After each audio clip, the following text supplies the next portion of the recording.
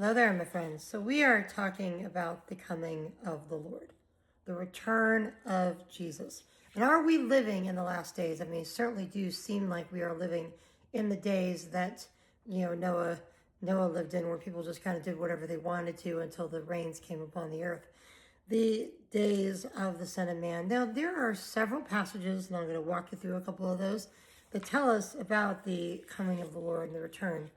Hebrews 1:2 talks about how in the last days God has spoken through his Son, which should give us the indication that it's everything from Jesus to now will be the last days. And when you think about it, it's 2,000 years of history versus however many thousands of years of history came before the Roman Empire, before Jesus died on the cross. There's thousands of years of history. We're not sure how many exactly, but there is that.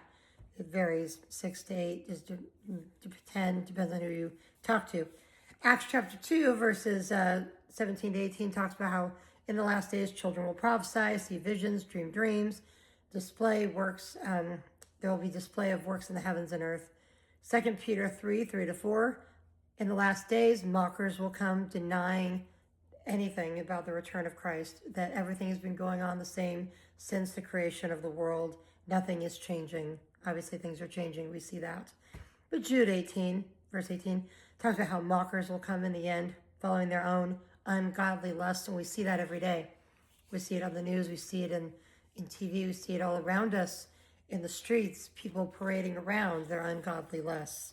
1 John 2:18, the Antichrist is coming, but even now in this last hour, the Antichrist is here. I find it interesting that John, who wrote Revelation in his letters, refers to an Antichrist, but in the Revelation story that he talks about all the end times coming, he doesn't use that, referring to the coming world leader, to call him the Antichrist. He will be called that simply because we get that from the Bible. I'm sure the New Testament will be in the hands of people as they are seeking God during those harsh days of the tribulation.